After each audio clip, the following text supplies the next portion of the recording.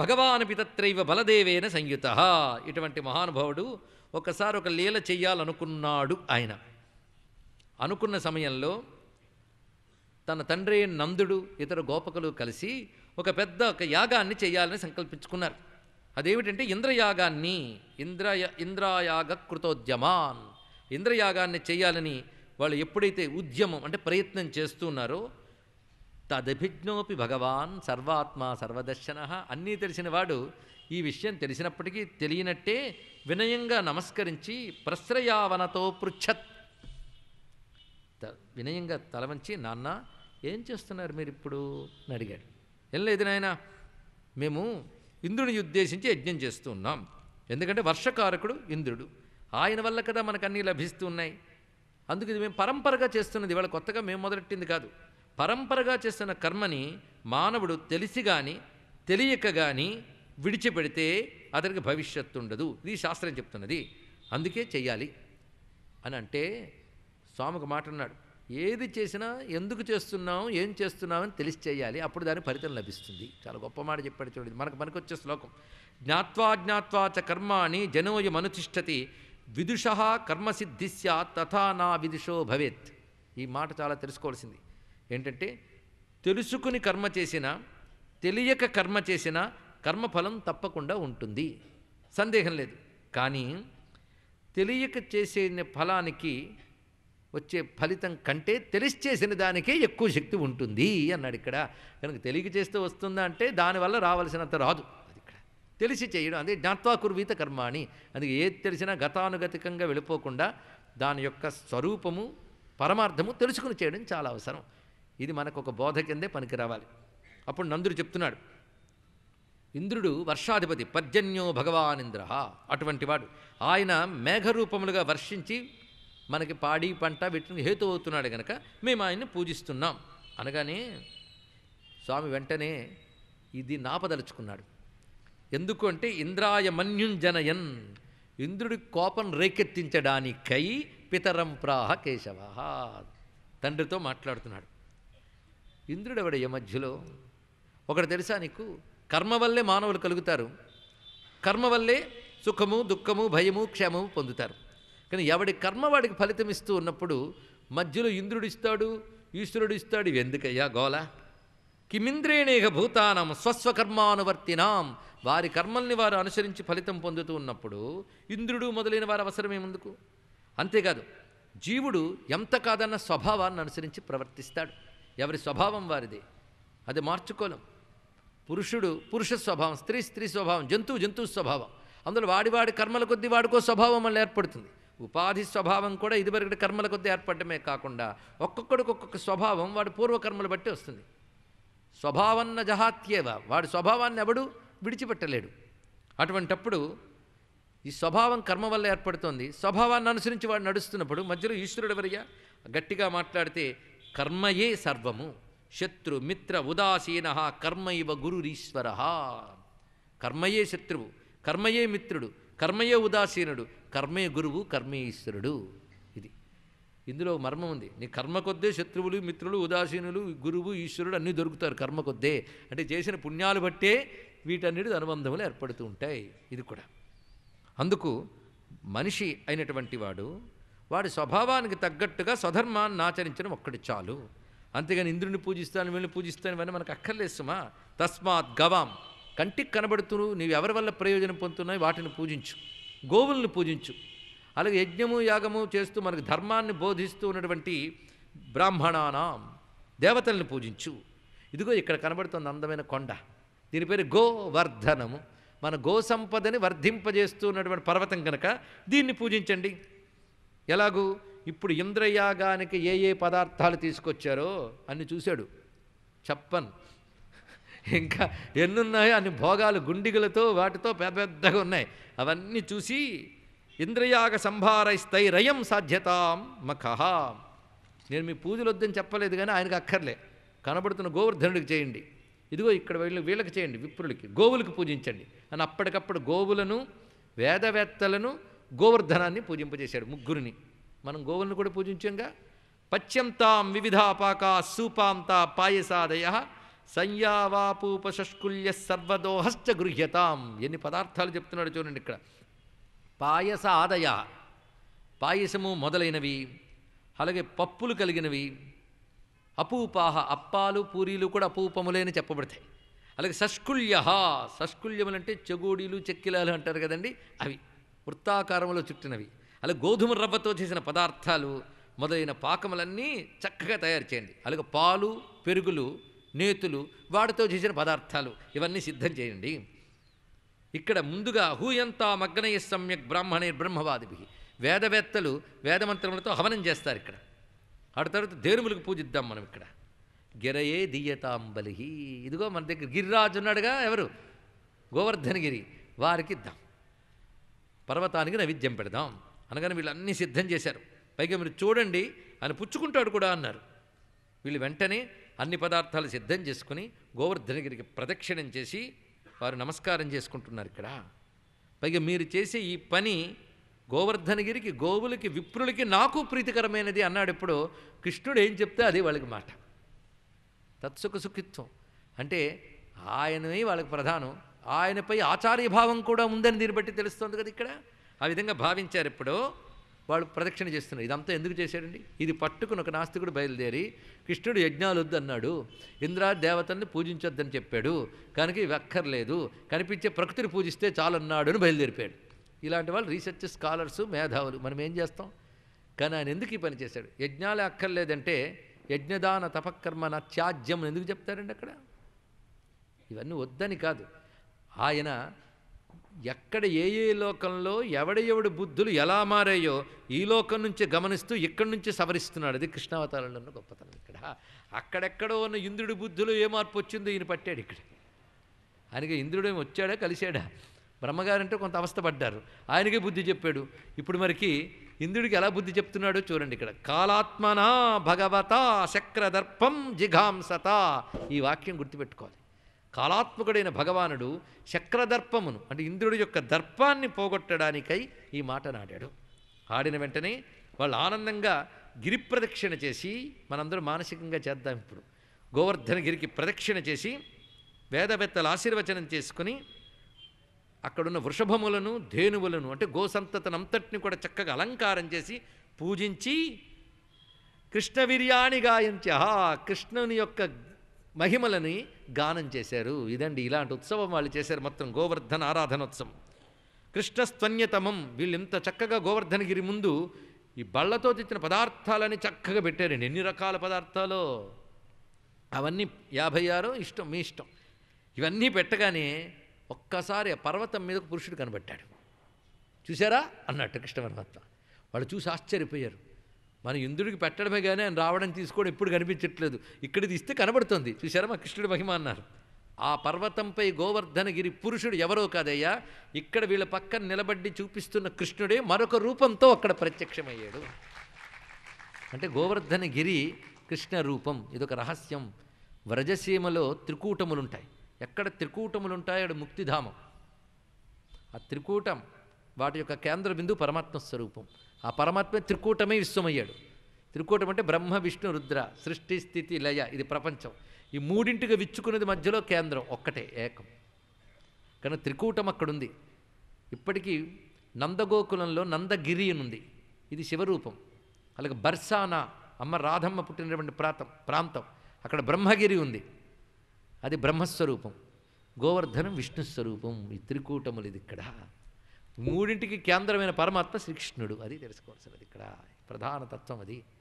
అందుకే ఆ గోవర్ధనగిరి విష్ణు రూపం గనక తచ్చైతన్యమే అక్కడ గోచరించింది. గోవర్ధనగిరికి గోవిందుడికి భేదము లేదు అని దీన్ని బట్టి మనకు తెలుస్తున్నది.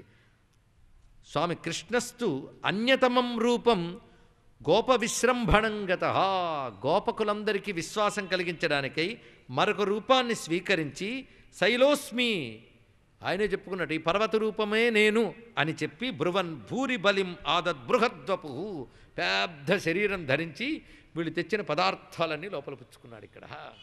పుచ్చుకున్న వెంటనే వాళ్ళందరూ నమస్కారం చేశారు. ఎవరికి? గోవర్ధన గిరిరాజుకి జై అంటూ ఆనందంగా తస్మై నమో వ్రజజనీ సహ చక్రేత్మనాత్మని అహో పశ్యత శైలోసౌ రూపీనోనుగ్రహం యథాత్.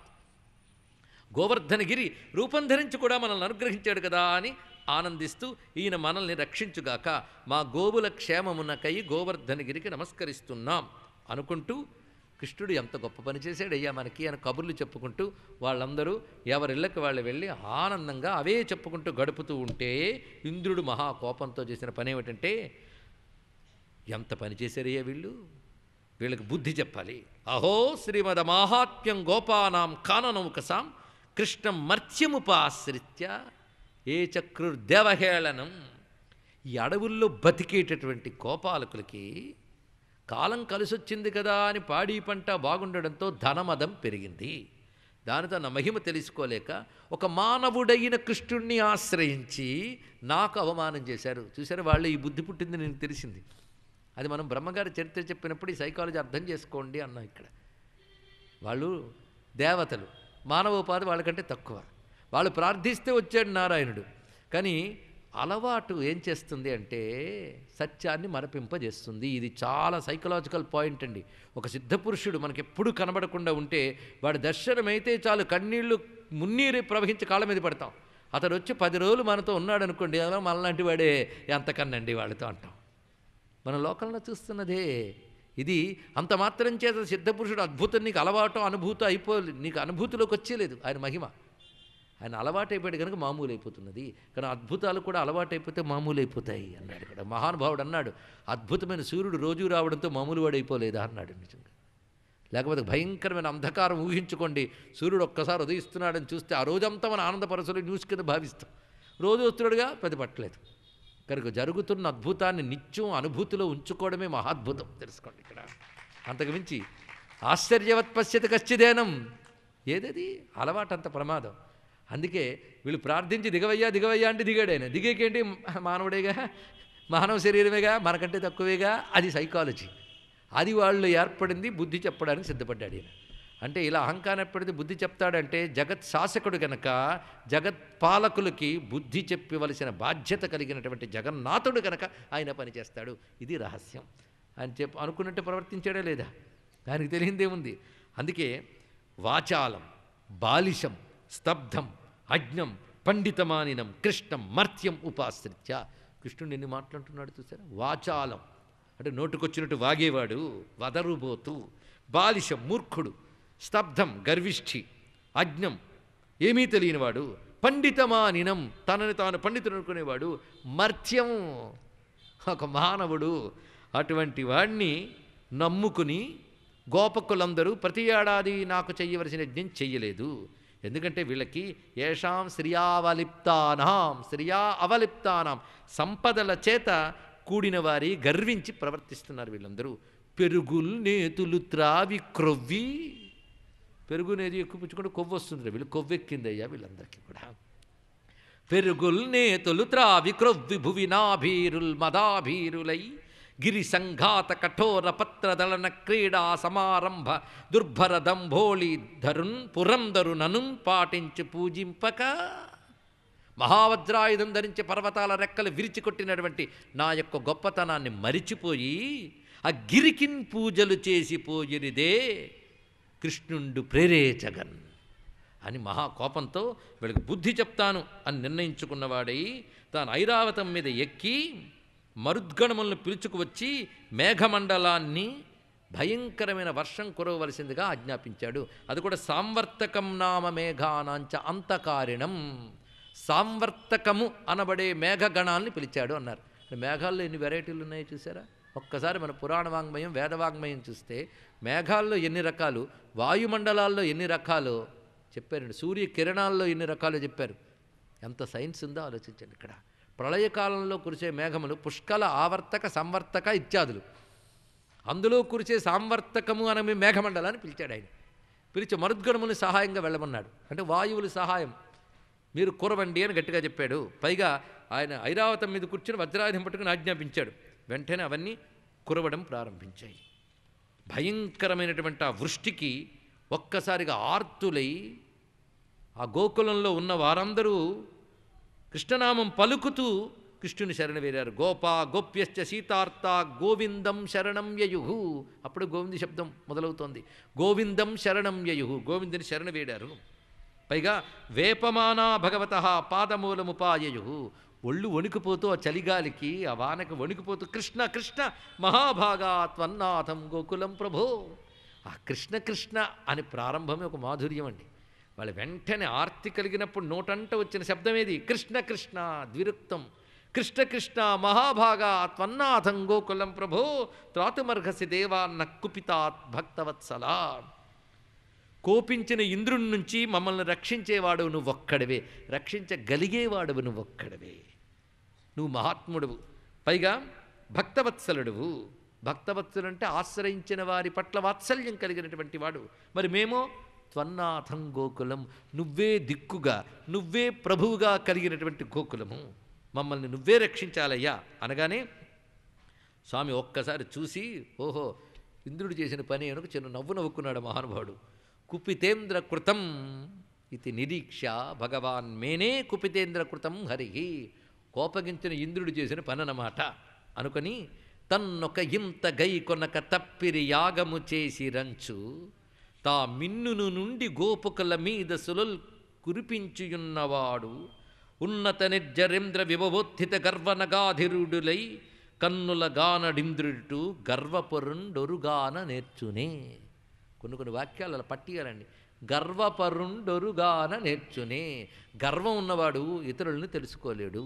ఇప్పుడు వాడికి కొండెక్కు కూర్చున్నాడయ్యా, గర్వనగాధిరూఢుడై గర్వమనే పర్వతమెక్కి కూర్చుని తనను ఆదరించలేదనే కోపంతో మిన్నున నుండి గోపకల మీద శిలల్ కురియింపుచున్నవాడు ఉన్నత నిర్జరేంద్ర విభవోత్థిత గర్వనగాధిరూఢుడై కన్నులగానడింద్రుడు ఇటు గర్వపరుండొరుగాననేర్చునే. గొప్ప మాట చూడండి. గర్వం ఆక్రమించిన వాడు ఇతరులను తెలుసుకోలేడు. ఇప్పుడు ఇంద్రుడి పరిస్థితి ఎలా ఉన్నది? ఇప్పుడు వీడికి బుద్ధి చెప్పాలని నిర్ణయించుకొని స్వామివారు వాళ్ళందరినీ అభయమిస్తున్నాడు.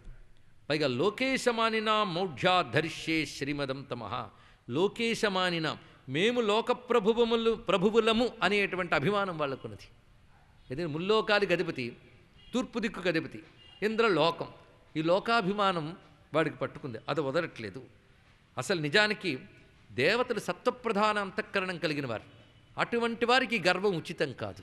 అందుకే దాన్ని తొలగించడానికి సిద్ధమవుతున్నాడు. నహి సద్భావయుక్తానాం సురాణాం ఈశ విస్మయ మత్తో సతాం మానభంగ ప్రశమాయ ఉపకల్పతే. కృష్ణుడు ఎందుకు ఈ పని చేశాడనే దానికి ఈ శ్లోకం ఒక సమాధానం. అలాంటి దుష్టులకు కలిగేటువంటి గర్వభంగాన్ని నేను తొలగించాలి. ఎందుకంటే వాళ్ళ క్షేమానికే. అహంకారం వల్ల దెబ్బతింటారు కనుక వాళ్ళ క్షేమం కోసం నేను తొలగించాలి. తస్మాన్ మచ్చరణం గోష్ఠం మన్నాథం మత్పరిగ్రహం గోపాయే స్వాత్మయోగేన సోయం మీ వ్రత ఆహిత. గోకులాన్ని రక్షిస్తాను, ఎందుకంటే వాణ్ణి శిక్షిస్తాను. రెండు పనులు ఒకేసారి జరుగుతాయి. వాణ్ణి ఎందుకు శిక్షిస్తాను? ఈశ విస్మయంలో ఉన్నాడు గనక, తానే ప్రభువుననే అహంకారంతో గర్వంతో ఉన్నాడు కనుక వాడిని శిక్షించాలి. వీళ్ళెందుకు రక్షించాలండి? మన్నాథం మత్పరిగ్రహం మచ్చరణం. మూడు. నన్నే ప్రభువుగా పొందినటువంటి వారు, అదేవిధంగా మచ్చరణం నన్ను శరణు వేడినటువంటి వారు, నాచే స్వీకరింపబడిన వారు. మత్పరిగ్రహం మూడో మాట చాలా అందం అండి. ఇక్కడ మొట్టమొదటి మాట మచ్చరణం, రెండవ మాట మన్నాథం, మూడవది మత్పరిగ్రహం. భక్తి యొక్క స్థితి. భగవంతునే శరణు వేడినటువంటి వారు, భగవంతుడే తమ ఏలిక అని భావించినటువంటి వారు, వారిని నేను స్వీకరిస్తాను. అందుకే నా చేత స్వీకరించబడిన వారు. ముందు నువ్వు భగవంతుడు నావాడు అనుకో, అప్పుడు భగవంతుడు వీడు నావాడు అని స్వీకరిస్తాడు. ఆయన నావాడు అని స్వీకరించే ముందు నీకు రెండు స్థితులు ఉన్నాయి. ఏమిటి? మచ్చరణం మన్నాథం. అప్పుడైన మత్పరిగ్రహం. ఇటువంటి వారిని రక్షిస్తాను. ఎలా రక్షిస్తావయ్యా నువ్వు? అంత ఇంద్రుడు అక్కడి నుంచి కురిపిస్తుంటే ఇంతంత పిల్లాడివి అంటే స్వాత్మయోగేన. ఆయన దగ్గరుంటే శక్తి ఎటువంటి శక్తి? అఖిల శక్తి ధరస్వధామ్నా. అటువంటి శక్తి ఆయనది. సర్వశక్తిధరుడు ఆయన. అటువంటి స్వాత్మయోగంతో వీళ్ళని రక్షిస్తానని చెప్పి ఒక్కసారిగా అందరికి అభయం ఇచ్చాడు. కలగకుడి వధూజనులు కంపమనందొకడి వ్రజేశ్వరులు తొలగొకడి కుమారకులు తక్కిన వారలు రాలవానచే నలయకుడి పశువ్రజమునక్కడకక్కడ నిల్వనీకుడి మెలపున మీకు నీశ్వరుడు మేలొసగున్ కరుణార్ద్ర చిత్తుడై. ఏం భయపడకండమ్మా గోపకాంతలారా, ఓ గోపప్రభువులారా మీరు భయపడకండి, ఓ గోప బాలకులారా నా మిత్రులారా మీరు ఏమి చెదిరిపోకండి, ఆ గోవుల్ని అటు ఇటు వెళ్ళనివ్వకండి, అందరి దగ్గరికి రండి, ఇలాగా మిమ్మల్ని ఈశ్వరుడు అనుగ్రహిస్తున్నాడు అన్నాడు. ఆ ఈశ్వరుడే ఆయన అని ఇత్యుక్త్వైకేన హస్తేన కృత్వా గోవర్ధనాచలం, ఒక చేతిని ఆ గోవర్ధన గిరి కింద పెట్టి ఒక్కసారి ఎత్తి పట్టుకున్నాడు స్వామి. దధార లీలయా కృష్ణ ఛత్రాకమివ బాలక, ఒక పిల్లాడు గొడుగెత్తి పట్టుకున్నాడయ్యా. అలా నిలబడ్డాడు స్వామి. ఆ నిలబడి చుట్టూ అందరినీ చూస్తున్నాడు. వాళ్ళందరూ ఆశ్చర్యపోయారు, అంతే, సందేహం లేదు, వాళ్ళకి ఆశ్చర్యం మాత్రమే. ఉన్నవారు ఉన్న చోట ఆశ్చర్యపోయారు. మహాపర్వతాన్ని 7 ఏళ్ల పిల్లవాడు పట్టెత్తేశాడండి ఇక్కడ అని ఆశ్చర్యపోయి వాళ్ళందరూ చూస్తూ ఉంటే వాళ్ళకి నవ్వుతూ చెప్తున్నాడు, బాలుడీతండు కొండ దొడ్డది అని ఏమీ భయపడకండి, రండి అన్నాడు. ఎత్తడం ఎలా ఎత్తాడయ్యా, కిరియై ధర ఎత్తిన గిరి కరి సరసిజ ముకుళ మెత్తుగతి త్రిభువన శంకర కరుడై గోవర్ధన గిరి ఎత్తెంచక్కన్ ఒక్క కేలం లీలన్. ఒక చేత్తో ఎలా ఎత్తాడంటే, ఒక ఏనుగు వచ్చి అక్కడ సరస్సులో ఉన్న పద్మాన్ని తొండంతో ఎలా తీస్తుందో అలా ఎత్తాట, అంత తేలిగ్గా ఎత్తాడు.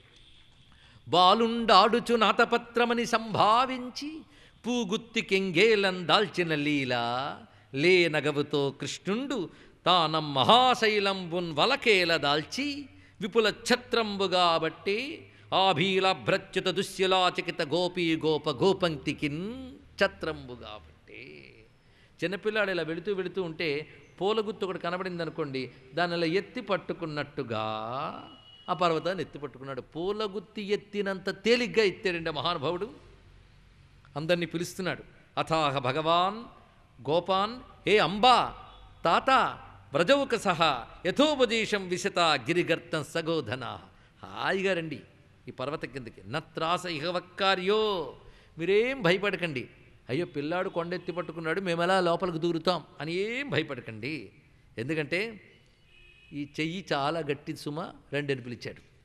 రా తల్లి రమ్ము తండ్రి వ్రేతలు గోపకులు రెండు వినుడి కర్తక్ష్మాతలమున్న నుండు గోవ్రాతముతో మీరు మీకు వలసిన ఎడలన్. హాయిగా రండి.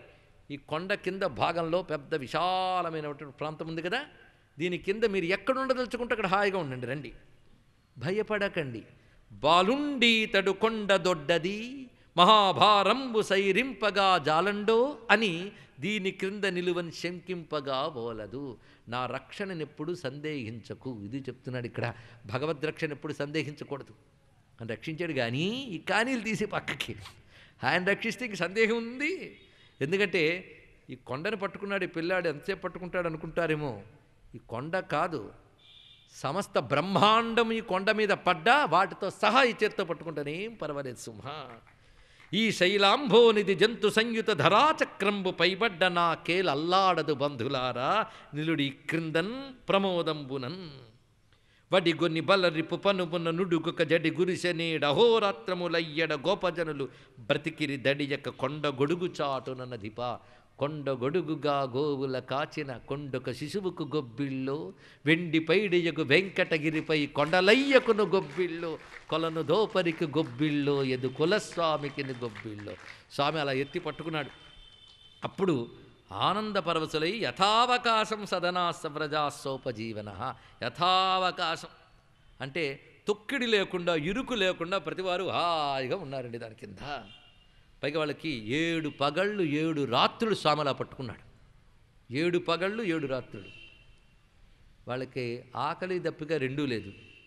అంతేగాని వెంటనే స్టవ్లు తెచ్చుకుంటే బాగుండు దీని కింద వండుకునే వాళ్ళం ఏమీ లేదండి. ఆయన చూడడం ఒక్కటే పని. ఎవరికి? గోపకులకు, గోపికలకు, గోవులకు, లేగలకు, పశువులకు, జంతువులకు, అన్నిటికీ. అక్కడ కుక్కలు కూడా వచ్చి కూర్చున్నాయని చెప్పాడు. అన్నీ నువ్వు పాప ఆయనకు అన్నీ ఒకటే కదండి. అన్నీ ఆయన చుట్టూ కూర్చుని ఆనందంగా చూస్తూ ఉన్నాయి. ఎంత చక్కగా నిలబడ్డాడు అంటే నన్ను ఎవరు కదిలించకండి, టెన్షన్ పెట్టకండి అనలేదు. అవలీలగా అలా పట్టుకుని పాదం మీద పాదం పెట్టుకుని నడుం మీదకు చేయి వేసుకుని అందరితో నవ్వుతూ పలకరిస్తున్నాడు మహానుభావుడు. వెంటనే ఆ ఆవులు దూడలు దగ్గరికి వచ్చి మోరలెత్తి స్వామి వద్దకు వస్తే అరచేత్తో వాటి వీపు నిమిరి గంగడోలు నిమిరి కబుర్లాడుతున్నాడు. అలా 7 పగళ్ళు 7 రాత్రులండి. ఇక్కడ ఎవరికి ఆకలి దప్పికలు తెలియలేదు. ఎందువల్ల? 2 రోజులు చెప్పుకుంటూనే ఉన్నాం అమృతావతార అని చూపుల్లోంచి ఆయన పరిధిలో వచ్చే శక్తి తరంగాలలోంచి అమృత తరంగాలు వ్యాపిస్తూ ఉంటే వాళ్ళకి ఆకలి దప్పికలు ఎక్కడ తెలుస్తాయి? ఆనంద పరవశులై 7 పగళ్ళు 7 రాత్రులు క్షుద్రుభ్యధాం సుఖాపేక్షాం హిత్వా తైర్వ్రజవాసిభి వీక్షమానో దధావద్రిం సప్తాహం నాచలత్పదాత్ నా అచలత్పదాత్. తన చోటు నుంచి ఇసుమంత కూడా కదలలేదు. ఇక్కడ మనం గమనించవలసింది 7 పగళ్ళు 7 రాత్రులు ఆయన అలుపెరుగుకు మోసాడు. ఇది పెద్ద ఆశ్చర్యం ఏంటండి? మళ్ళీ అదొకటి.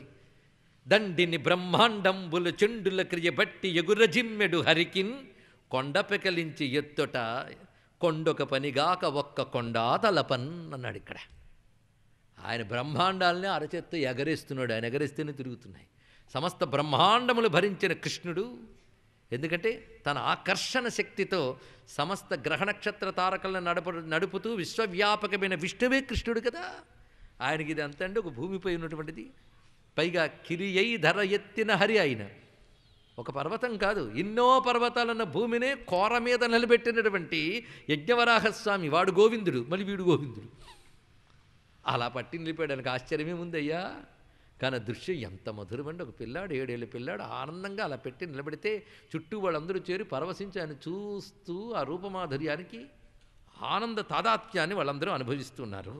రమ్యమైన దృశ్యం. భగవాన్ పితం శైలం. ఆ విధంగా స్వామి ఉన్న స్థితిలో ఇంద్రుడికి ఆశ్చర్యం భయం రెండూ కలిగాయి. ఆ మేఘాలను ఎక్కురవండి అంటున్నాడు. ఇంకేం కురిచేది? ఖాళీ అయిపోయే ట్యాంకులు అన్నాడు. వెంటనే ఖాళీ ట్యాంకులన్నీ పట్టుకెళ్ళిపోయాడు. ఆయన ఏం చేస్తాడు చూసి చాలా దుఃఖం కలిగింది. ఎంత తప్పు చేశాను అనుకున్నాడు. ఇప్పుడు దుఃఖం కలిగి ఇది మన ఇతర పురాణ సాయంతో కూడా పరిశీలిస్తే తినగా బ్రహ్మదేవుడి దగ్గరికి వెళ్ళాడు. ఆయన తప్పు చేశాను నాయన, ఇప్పుడేం చేశావు అన్నాడు. ఆయన అంటే పరమాత్మ పట్ల అపచారం చేశాను. ఆయన మానవుడేగా అనుకున్నాను నేను. కానీ నేను 7 రోజులు కురిసి నాకు విసుగు ఏర్పడింది. కానీ బాధ పెట్టే నాకు విసుగొచ్చింది, రక్షించే స్వామికి విసుగు లేదు. చూసావు ఇక్కడ. కానీ భగవద్ రక్షణలో విసుగు ఉండదు. ఆయన అలా రక్షిస్తున్నాడు. ఏం చెయ్యాలి నేను? ఏం చేస్తావు? క్షమాపణ వేడుకో అన్నాడు. ఏ మొహం పెట్టుకు వెళ్ళనన్నాడు. నేను 4 మొహాలు పెట్టుకెళ్ళానన్నాడు. కొద్దికాలం క్రితమే నేను వెళ్ళన్నాడు. ఆయన దగ్గర లక్షణం ఉందయ్యా. ఎన్ని తప్పులు చేసినా క్షమించమని వేడుకుంటే కరుణించి అపారమైన కారుణ్యం ఆయన వద్ద ఉన్నది. వెళ్ళి పాదాల మీద పడు అంతే. మరి వెళ్ళేటప్పుడు ఏదైనా ఆయనకి ఇష్టమైన వస్తువు తీసుకెళ్ళాలి కదా. ఏం తీసుకెళ్ళాలన్నాడు. ఏం తీసుకెళ్తావు? గోవిందుడికి ఇష్టం గోవులే, తీసుకెళ్ళు. అక్కడ చాలా ఉన్నాయిలే. నీ యొక్క నందనవనంలో కామధేనువులు చాలా ఉన్నాయిగా, పట్టుకెళ్ళు. వాటికి ఆనందం తీసుకువెళ్ళి ఆయనకు సమర్పణ చేసుకో అన్నాడు. వెంటనే వెళ్ళి ఆ గోశాలలో కామధేనువులు విప్పుతూ ఉంటే ఎంత వేగం విప్పుతాడా అని ఎదురు చూస్తోందట. విప్పుడు మానసం పరిగెత్తుకొచ్చేవి. నీ స్వర్గం కంటే బృందావనం చాలా గొప్పది మాకు తెలుసు అని పరిగెడుతుంటే వాటి వెనకాల ఇంద్రాదేవతలు పరిగెత్తుకుని బృందావనం చేరుకున్నారు. అప్పుడు పరమాత్మ తిరిగి పర్వతాన్ని క్షేమంగా నిలబెట్టగానే ఇంకా మీరందరూ బయటికి వెళ్ళండి జాగ్రత్తగా అని చెప్పాడు. అందరూ కొండ కింద నుంచి బయటకు వచ్చి సర్దుకున్నాక పర్వతాన్ని మళ్ళీ యథాతథంగా పెట్టాడు. పెట్టిన వెంటనే ఇంతవరకు ఎత్తి పట్టుకున్న స్వామిని చూశారు. ఇప్పుడు పెట్టి నిల్చున్న స్వామిని చూడగానే ఆనందం పట్టలేక గోపబాలకులు గోపికలందరూ ఆయన చుట్టేశారు. మొత్తం చుట్టూ అందరూ కూడా ఆయన చూస్తూ ఉండిపోయారు పరమాత్మని. ఆ విధంగా వాళ్ళందరినీ ఉద్ధరించిన గోవర్ధనగిరి దారికి ఒక్కసారి ప్రణామం చేసుకుందాం ఇక్కడ. అటువంటి స్వామి చుట్టూ వీళ్ళు నిలబడి ఆనంద పరవశులై తం ప్రేమ వేగాన్ని భృతావ్రజౌకసో యథాసమీయు పరిరంభణాదిభి. ఒకరు గాఢాలింగనం చేసుకోవడం, ఒకడు ప్రేమగా నిమరడం, ఒకరు పాదాల దగ్గర పడిపోవడం, ఒక్కొక్కరు ఒక్కొక్క విధంగా. గోప్యశ్చ సస్నేహమపూజయన్ముదా దధ్యక్షతాద్భిర్యుజుస్సదాశిష. పువ్వులు చందనాలు అవన్నీ కూడా స్వామిపై జల్లి పూజించుకున్నారు. ఇక యశోద రోహిణి నంద రామశ్చ బలినాంబర కృష్ణ మాలింగ్య వాళ్ళందరూ కృష్ణను ఆలింగనం చేసుకుని పరవశించిపోయారు. ఆ సమయంలో అఖిల దేవతలు పైనుంచి స్వామిపై కుశువృష్టి కురిపిస్తూ సిద్ధులు గంధర్వులు చారణులు సంతోషంతో పూలవాలను కురిపిస్తున్నారు. ఇక్కడ ఆకాశంలో దేవతలు శంఖాలు మోగించారు, దుందుబులు మ్రోగించారు, తుంబురుడు మొదలైన గంధర్వ శ్రేష్ఠులు పాడుతున్నారు. ఈ సమయంలో ఒకవైపు ఆనందమంతా అయిన తర్వాత ప్రశాంతంగా ఎవరి చోట్ల వాళ్ళు ఉన్నారు. కానీ ఎవరికి నిద్ర పట్టట్లేదండి ఆనందంతో. ఒకచోట కూర్చున్నారు. నందుడు తక్కిన గోపకులు ఒకచోట కూర్చునుంటే ఆ గోపకులందరూ కూడా ఒక్కసారి మాట్లాడుకుంటున్నారు నందుడితో. ఏంటంటే, నీ పిల్లాడు సామాన్యుడు కాదయ్యా, చిన్నప్పటి నుంచి ఆయన ఎన్నో చేస్తే ఏవో లీలలు అనుకున్నాం, విష్ణువు రక్షించాడు అనుకున్నాం. ఇప్పుడు ఒక్కొక్కటి మనకు అర్థమవుతున్నాయి. బాలకస్య యదేతాని కర్మాణ్యత్యద్భుతాని వై కథమర్హత్యసౌ జన్మ గ్రామ్యేష్వాత్మజుగుప్సితం. మొత్తానికి మహానుభావుడు మనలాంటి పల్లె వాళ్ళల్లో ఒకడుగా పుట్టడానికి తగినవాడు కాడు, ఈయన మహాత్ముడు అని తెలుస్తున్నది. కానీ మనలో ఒకడుగా పుట్టి తిరుగుతున్నాడయ్యా మహాత్ముడు, ఒక పల్లెవాడిగా. ఎంత దయ్యో! ఈయన ఎవడై ఉంటాడు? లేకపోతే ఎస్ సప్తహాయనో బాల, 7 ఏళ్ల పిల్లవాడెక్కడా? కరేణేకే నిలయా కథం బిభ్రద్గిరివరం. మాటిమాటికి ఏదో ఏదో అని అలా సర్దుకుపోతాం. ఇప్పుడు ఇంత కనబడుతూ ఉంటే చూసేమే ఎలా అనుకుంటాం. ఇప్పుడు మాకు తెలుస్తున్నది, నెలల పిల్లాడిగా ఉన్నప్పుడే, అతి పసిపిల్లవాడిగా ఉన్నప్పుడే పూతన యొక్క చనుబాలు తావి చంపివేసినవాడు ఈయన. అదేవిధంగా 3 నెలల వయస్సులోనే శకటాసురుణ్ణి పాదంతో తన్నినవాడు ఈయన. 3 నెలల పిల్లవాడప్పుడు అలా చేస్తే ఆ తర్వాత కూడా ఆయన చేసినవన్నీ గుర్తు తెచ్చుకుంటుంటే తృణావర్తుణ్ణి 1 ఏడాది వయస్సున్నప్పుడు ఎత్తుకు తీసుకెళ్ళిపోయాడు తృణావర్తుణ్ణి. అదేవిధంగా జంట మద్ది చెట్లలోంచి కూడా ప్రవేశించి వెళ్ళిపోయాడు. ఇవన్నీ గుర్తు తెచ్చుకుంటూ ఉంటే ఇప్పుడు మాకు అర్థమవుతోంది, ఇవి ఈయన అతిమానుషమైనటువంటి పరాక్రమం కలిగినటువంటి వాడు. కన్నులు తెరవని కడు చిన్ని పాపడై దానవి చనుపాలు ద్రావి చంపే, అదొక లీల. 3వ నెల నాడు ముద్దుల బాలుడై కోపించి శకటంబు కోలదన్ని, ఏడాది కుర్రడై ఎగసి తృణావర్తు మెడబట్టుకుని కూల్చి మృతిని చేసే, తల్లి వెన్నెలకునై తను రోలగట్టిన కొమరుడై మద్దుల కూలనెచ్చి పశుల క్రేపుల గాచుచు బకుని జీరే, వెలగతో వత్సదైత్యుని వ్రేసి చంపే, సబలుడై ఖరదైత్యుని సంహరించే, ఇతడు కేవల మనుజుడే ఎంచుచూడా. సబలుడై ఖరదైత్యుని, బలరామ సైతంగా గాడిద రాక్షుని సంహరించాడు. ఇతడు కేవల మనుజుడు కాడు, 7 ఏండ్ల బాలుడెక్కడా? క్రీడం కరితమ్మి ఎత్తు క్రియి ఇందరముంజూడ గిరియెత్తుటెక్కడ, వేడొక ఒక చేత నేడు వెరగవు కాదే. ఆశ్చర్యంగా ఉన్నది. ఓ నందా, ఓ నందా గోపవల్లభ, నీ నందనుడు ఆచరించు నేర్పరితనమున్ మానవులకు శిక్షంబులే, మానవమాతృండే నీ కుమారుడు తండ్రి, మానవమాతృండే నీ కుమారుడు తండ్రి అని. నీకేమైనా ఈయన జన్మరహస్యం తెలుసా? చెప్పు అన్నారు. పైగా మా అందరికీ ఈయన భగవంతుడు అనిపిస్తుంది కదా, నేను జాతకం ఎప్పుడైనా చూపించావు ఎవరికైనా? ఏమంటావు అంటే, అవునయ్యా, ఈ పిల్లాడికి పేరు పెట్టమన్నప్పుడు గర్గుల వారు కొన్ని మాటలు అన్నారు. ఆ మాటలు నాకు పెద్ద అర్థం కాలేదు, పైగా ఆనందం అంతా పెద్ద పెట్టలేదు, కానీ మాటలు గుర్తున్నాయి.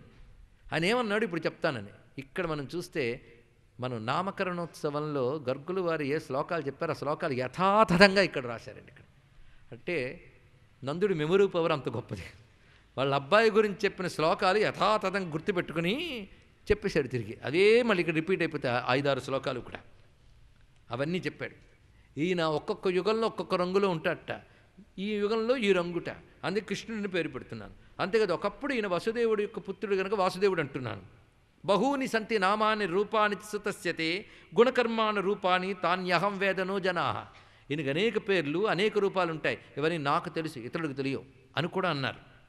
ఇంకొక మాట అన్నారు, ఏషవశ్రేయ ఆధాస్యద్ గోప గోకుల నందన అనేన సర్వదుర్గాని యూయమంజస్తరిష్యథ. మనం కూడా మర్చిపోయాం, అప్పుడు చెప్పుకున్నాం, కానీ ఇప్పుడు గుర్తు తెచ్చుకుందాం ఒకసారి. ఇతడు గోపకులను గోవులను మీ అందరినీ ఆనందింపజేసి మీ గొప్ప హితాన్ని కలిగిస్తాడు, అన్ని ఆపదల నుంచి దాటింపజేస్తాడు అని చెప్తూ వివరించిన విషయాలన్నీ ఇప్పుడు నాకు గుర్తొస్తున్నాయి.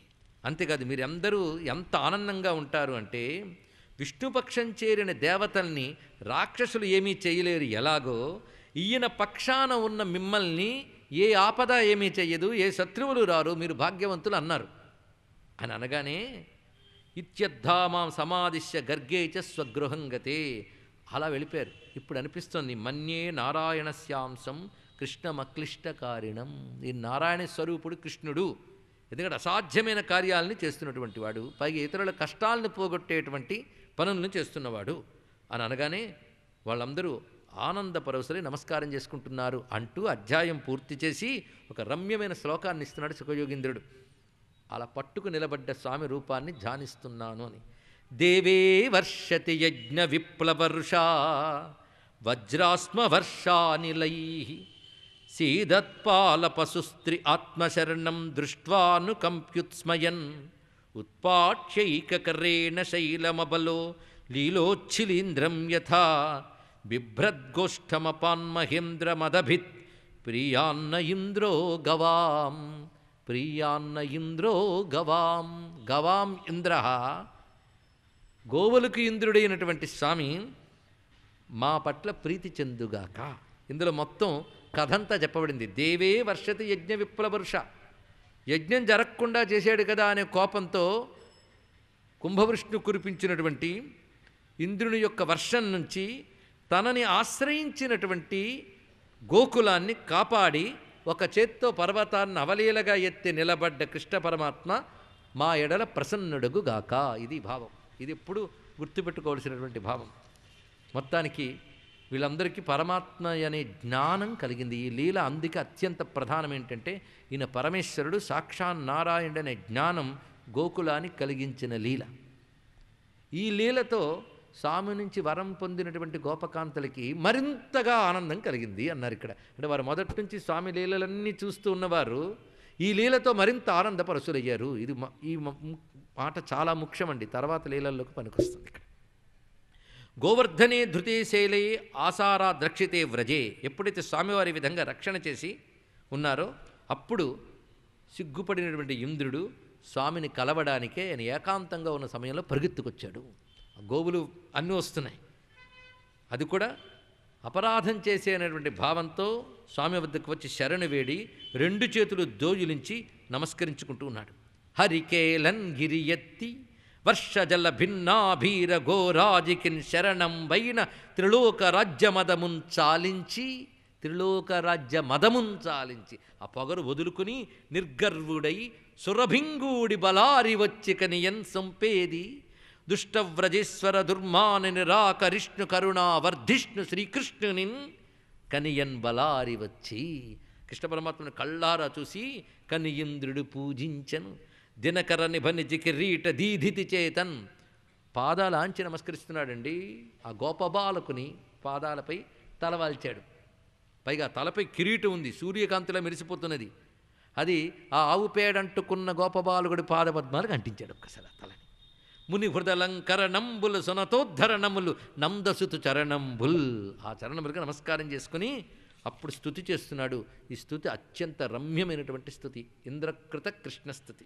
విశుద్ధ సత్వం తవధామ శాంతం తపోమయం ధ్వస్తరజస్తమస్కం. నీ ధామము అనగా నీ స్వరూపము, నీ స్థానము, ఈ రెండూ కూడా రజోగుణ తమోగుణములు లేనివి, రజోగుణ తమోగుణములు పోగొట్టగలిగేది. అటువంటి ధామము నీది. అది దాని స్వరూపము శాంతం తపోమయం. యస్య జ్ఞానమయం తపహ అని వేదవాక్యం. తపస్సు అనగా ఈశ్వర జ్ఞానం అని అర్థం ఇక్కడ. అందుకే అది ఈశ్వర జ్ఞానంతో ఉన్నది, శాంతమైనటువంటిది. అటువంటి స్వరూపమునిది. మా బోటిగాళ్ళదా మాయామయోయం గుణ సంప్రవాహో న విద్యతే తే గ్రహణానుబంధ. అవిద్యతో త్రిగుణాలతో కొట్టుకుపోతున్న మేము అటువంటి నీ శుద్ధతత్వాన్ని తెలుసుకోలేకపోతున్నాము. పైగా లోభము, క్రోధము మొదలైన అజ్ఞాన లక్షణాలు సంసారానికి హేతు. అటువంటి వాటిలో ఉన్నటువంటి వారు అధర్మం చేస్తే శిక్షించేవాడు నువ్వు. నిజానికి నీకు ఎవరి మీద ఆగ్రహం లేదు, కానీ లోకరక్ష అనేటువంటి నీ కర్తవ్య నిర్వహణ కోసం ఆ పని చేస్తూ ఉంటావు.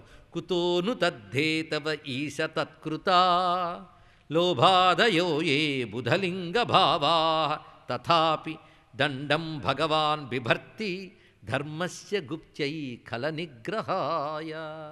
నీకెవ్వరిపైన రాగద్వేషాలు లేనప్పటికీ కల నిగ్రహాయ దండం బిభర్తి, దుర్మార్గులను నిగ్రహించడానికై శాసన రూపమైన దండాన్ని ధరించి పాలిస్తావు.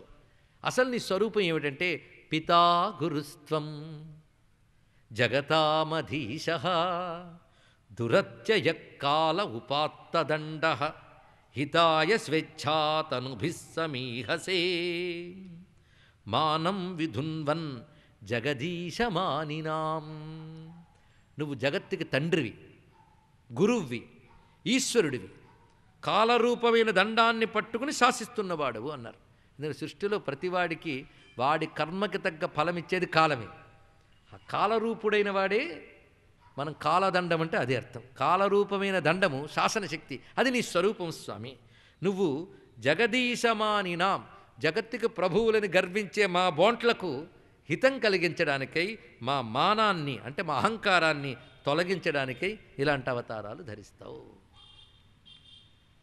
జగత్ప్రభువుని అహంకరించే మా బోంట్ల యొక్క మదాన్ని తొలగించడానికి దివ్యమైన అవతారాలు ధరించిన వాడవు.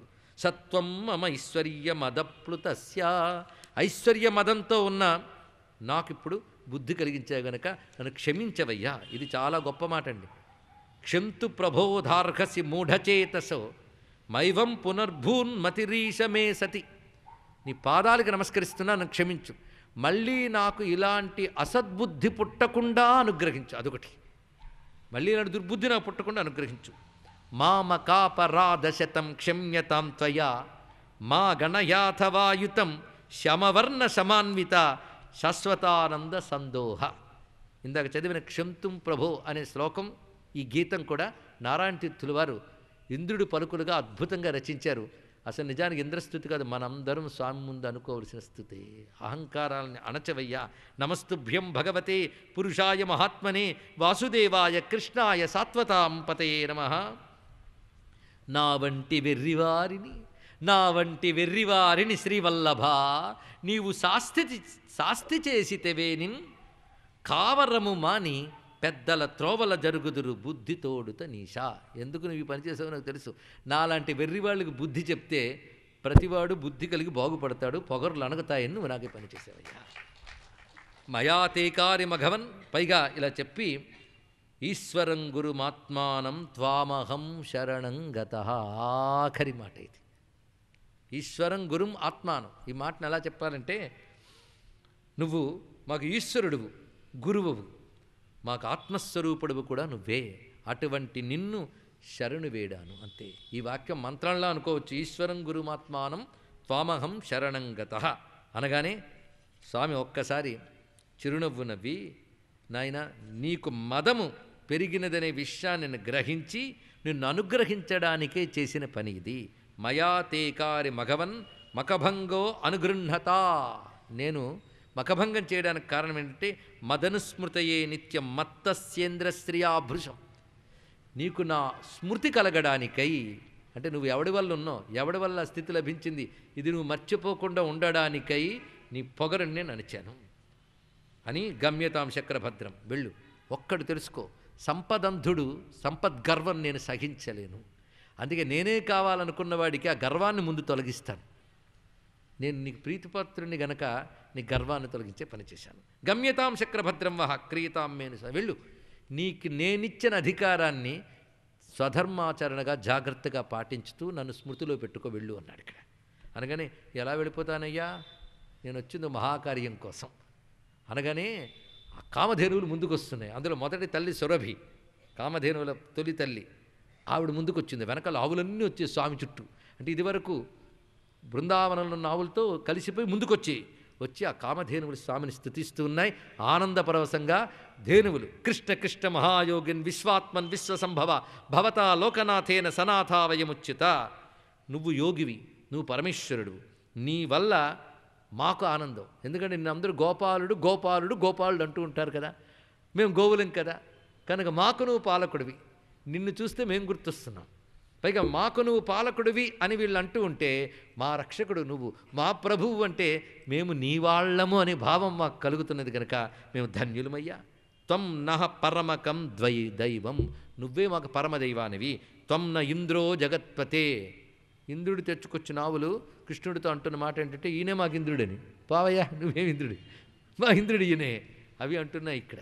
తన్న ఇంద్రో జగత్పతే భవాయ భవ గోవిప్రదేవానాం ఏచ సాధవ అని ఎప్పుడైతే నమస్కరించాయో, స్వామి నేను ఇంత వచ్చింది ఎందుకంటే నా పొగరు అణచుకున్నాను, నీకు తెలిసే ఒక మహత్క్రియ చేయబోతున్నాను, నన్ను అనుగ్రహించు అని చెప్పి తనంత తాను ఒక సింహాసనం తెచ్చి వేశాడు. దేవతలందరూ సహకరిస్తున్నారు, శచీదేవి మొదలైనటువంటి వారందరూ అక్కడున్నారు.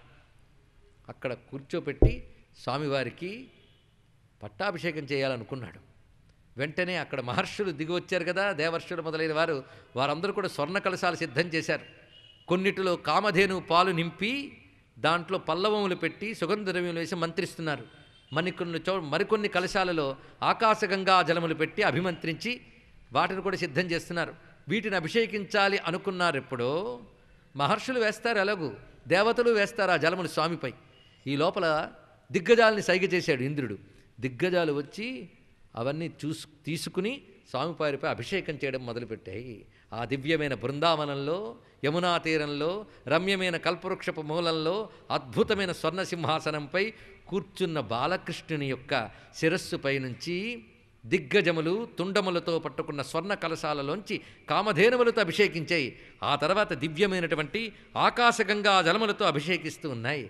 ఆ అభిషేకం జరుగుతున్న సమయంలో ఆనంద పరవశులై గంధర్వులు, అప్సరసలు గాన నృత్యాలతో సంతోషితులై తత్రాగతాస్తుంబురు నారదాదయో గంధర్వ విద్యాధర సిద్ధచారణా జగుర్యశో లోకమలాపహం హరే సురాంగనా సన్ననృతుర్ముదాన్వితా తం తుష్టువుర్దేవనికాయకేతవ వ్యవాకరన్శ్చాద్భుతపుష్పవృష్టిభిః లోకాపరాం నిర్వృతివాప్నువం స్త్రయో గావస్తదా గామనయన్ పయోద్ధృతాం నానారసౌఘాః సరితో వృక్షా ఆసన్ మధుస్రవాః అకృష్టపత్యౌషధయో గిరయో బిభ్రదున్మణీన్.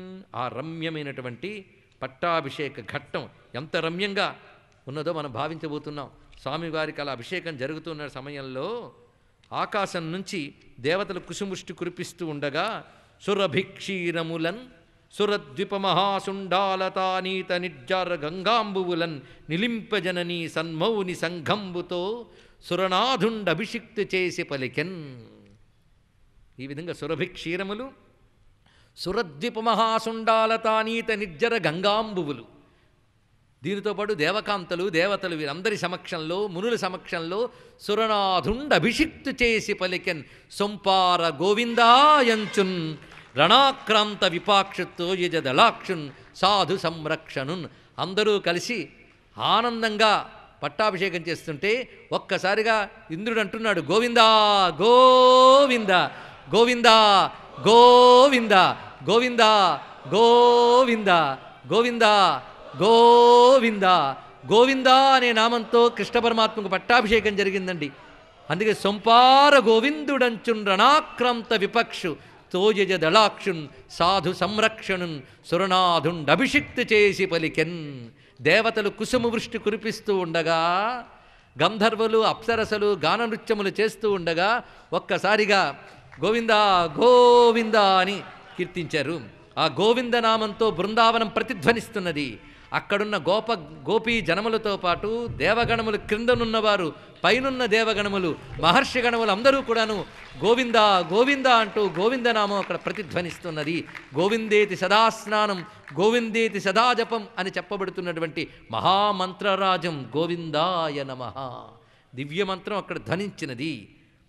అటువంటి స్వరూపం ఆ రమ్యమైనటువంటి పట్టాభిషేక సమయంలో చుట్టూ ఉన్నటువంటి ఆ దేవగణములు తుంబురు నారదాదులు సిద్ధచారణ గంధర్వులను హరికథలు పాడిరి, అమరకాంతలు మింటనాడిరి, వేల్పులు కురించి రంచిత కుసుమ వృష్టి జగములు మూడును సంతోషమును పొందే కుర్రులు చన్నుల కురిసె పాలు నవజలంబులతోడ నదులెల్ల ప్రవహించే నిఖిల వృక్షములు తేనియలు వడసే సర్వలతి కలపల పుష్పచయముల మరే పర్వతంబులు మణిగణ ప్రభల నొప్పే ప్రాణులకు నెల్ల తమలోని పగలువానే వాసుదేవుని అభిషేక వాసరమున వాసుదేవుని అభిషేక వాసరమున. సర్వ ప్రాణులకు ఒకరి పట్ల ఒకరికి ద్వేషభావం పోయింది, అందరిలో ప్రేమభావం వ్యాపించింది. కానీ గోవింద పట్టాభిషేకానికి ఫలం ఏమిటయ్యా అంటే సర్వజీవుల మధ్య సామరస్యం, సౌమనస్యం. అన్ని కులాల వారు, అన్ని మతాల వారు సౌమనస్యంగా ఉండేటువంటి ఒక మహాప్రభావం గోవింద పట్టాభిషేకంలో దాగి ఉన్నది. అంతేకాదు సర్వ ప్రకృతిలో ఉన్న సర్వజీవుల నడుమ ఒక సామరస్యం, ఒక సౌమనస్య భావం కలుగుతున్నది. ప్రాణులకు నెల్ల తమలోని పగలుమా అనే వాసుదేవుని అభిషేక వాసరమున.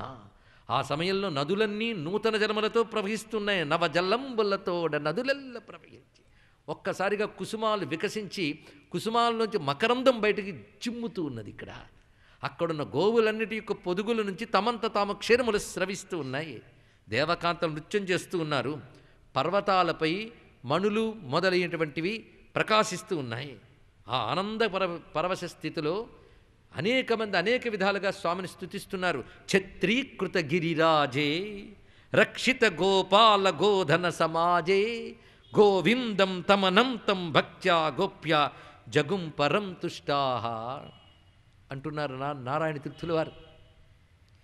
గోవర్ధన గిరిధర గోవింద గోకుల పాలక పరమానంద శ్రీవత్సాంకిత శ్రీకౌస్తుభధర భావక భయహర పాహి ముకుంద పురుహూత మఖ విఘాత సుచతుర పురుషోత్తమ పూరిత జగదుదర పాటిత సురరిపు పాదప బృంద పావన చరిత పరామృత కంద నాట్య రసోత్కట నానాభరణ నారాయణ తీర్థార్చిత చరణ. అటువంటి ఆ గోవింద అనే శబ్దం ఎంత దివ్యమయ్యా. శృతి శిరో వాగ్గోపికా వల్లభ నాకు అత్యద్భుతమైన మాట అంటారు నారాయణ తీర్థుల వారు. యతీశ్వరుడు చెప్తున్నాడు, శృతి శిరో వాగ్గోపికా వల్లభ. గోవింద ఏమిటయ్యా పదానికి అర్థం అంటే గోవుల ద్వారా తెలియబడువాడు, గోవులను తెలుసుకునివాడు, గోవులను రక్షించువాడు. 3 అర్థాలు ఉన్నాయండి గోవింద శబ్దానికి. ఉదాహరణకి ఆవులు మందగా వస్తున్నాయి అంటే గోపాలకుడు ఉన్నాడని అర్థం. కానీ గోపాలకుడిని దేని వల్ల తెలుసుకున్నారు మీరు? గోవుల వల్ల తెలుసుకున్నారు. అప్పుడు ఆయన ఏమయ్యాడు? గోవుల వల్ల తెలుసుకోబడిన వాడయ్యాడు. ఆయనకు గోవులు తెలుసు. మనకు తెలిసి గోవులన్నీ ఒకేలా కనబడతాయి, ఒక మందలాగా. వాటికి కూడా మనం అందరం మనుషుల మందలాగా కనబడతాము, మనకు తెలియదు. కానీ ఆ గోపాలకుడికి ఏ గోవు ఏంటో తెలుసు, వేటి లక్షణం ఏంటో తెలుసు, వేటి పేరేమిటో తెలుసు. చూశారు ఇక్కడ? కనుకనే గోవులన్నిటి గురించి ఆయనకు తెలుసు. గోవుల ద్వారా ఆయన తెలియబడుతున్నాడు. అంతేకాదు, తెలియబడినవాడు, తెలుసుకునేవాడు, వాటిని తెలుసుకుని రక్షిస్తున్నవాడు కూడా గోవిందుడే. 3 ఇక్కడ అన్నాడు. ఇప్పుడు ఆలోచించండి, గోవింద శబ్దాన్ని భావించండి. ఎంత మహామంత్రమో తెలిసి అది ఒక్కడి చాలు బ్రతుకు కనిపిస్తుంది. ఇక్కడ గోవులనే శబ్దానికి వేదం ఇచ్చిన అర్థాలు తీసుకోవాలి. ఎందుకంటే గోవింద వేద శబ్దం. వేదవేద్యుడు దిగినప్పుడు వేదమంత్రమే దిగిందని చెప్పుకున్నాం కదా. కృష్ణ దామోదర గోవింద, ఇవాళ వచ్చింది ఆ నామం. గోవింద అనే శబ్దం మనకి గో శబ్దానికి అర్థం తీసుకోమంది. గోవులు అనగా వేదవాక్యములు మొదటి అర్థం. మనం ఇప్పుడు గలగల గలగల బోల్డ్ మాట్లాడుతున్నాం అంటే ఎన్ని మాటలు మాట్లాడుంటాం? బోలుడు కలిస్తే ఆవుల మందలాగే ఉన్నాయి. ఇన్ని వాక్కులనే మందొస్తే ఇంత వాక్కుకి లోపల ఈశ్వర శక్తి ప్రధాన కారణం. అది లేదు, ఏ పలుకు లేదు కదా. ఎంత ప్రవిశ్య మమ వాచమిమాం ప్రసుప్తా. కానీ ఇన్ని మాటల మందలకి కారణమైనటువంటి ఆత్మరూపుడైన వాడే గోవిందుడు. ఆ మాటలు వేదవాక్యములు. వేదవాక్యములన్నిటి చేత తెలియబడువాడు.